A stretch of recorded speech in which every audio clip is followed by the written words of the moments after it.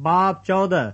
फिर मैंने निगाह की तो क्या देखता हूँ कि वो बर्रा सियून के पहाड़ पर खड़ा है और उसके साथ 1,44,000 शख्स हैं, जिनके माथे पर उसका और उसके बाप का नाम लिखा हुआ है। और मुझे आसमान पर से एक ऐसी आवाज सुनाई दी जो जोर के पानी और बड़ी गरज की सी आवाज थी, और जो आवाज मैंने सुनी वो ऐसी थी जैसे बरबत नवाज बरबत बजाते हों।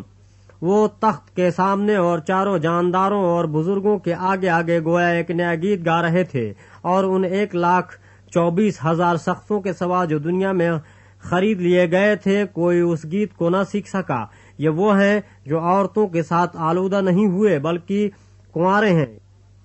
ये वो हैं जो बर्रे के पीछे पीछे चलते हैं जहाँ कहीं वो जाता है। ये खुदा और बर्रे के लिए पहले फल होने के वास्ते आदमियों में से खरीद लिए गए हैं, और उनके मुंह से कभी झूठ न निकला था, वो बेऐब हैं।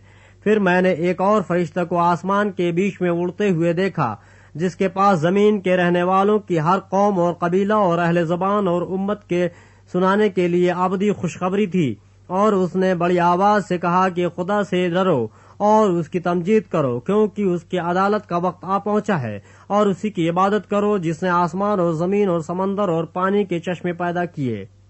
फिर इसके बाद एक और दूसरा फरिश्ता ये कहता हुआ आया कि गिर पड़ा वो बड़ा शहर बाबुल गिर पड़ा, जिसने अपनी हरामकारी के गजबनाक मैं तमाम कौमों को पिलाई है।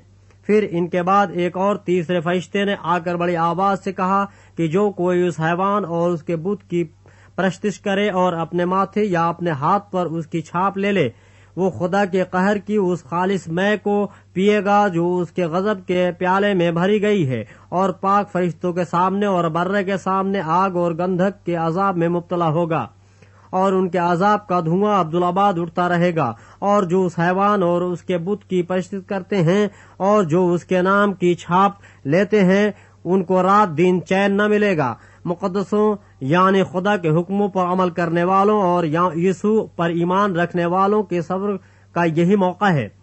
फिर मैंने आसमान में से यह आवाज सुनी कि लिख, मुबारक हैं वो मुर्दे जो अब से खुदाबंद में मरते हैं। रूह फरमाता है, बेशक, क्योंकि वो अपनी मेहनतों से आराम पाएंगे और उनके आमाल उनके साथ साथ होते हैं। फिर मैंने निगाह की तो क्या देखता हूँ कि एक सफेद बादल है, और उस बादल पर आदमजात की मानिंद कोई बैठा है, जिसके सर पर सोने का ताज और हाथ में तेज दरांती है।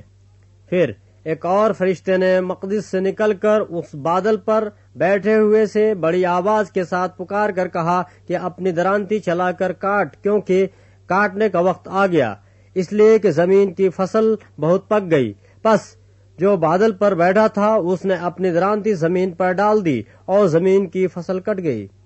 फिर एक और फरिश्ता उस मकदिस में से निकला जो आसमान पर है, उसके पास भी तेज दरांती थी। फिर एक और फरिश्ता कुर्बानगाह से निकला जिसका आग पर इख्तियार था।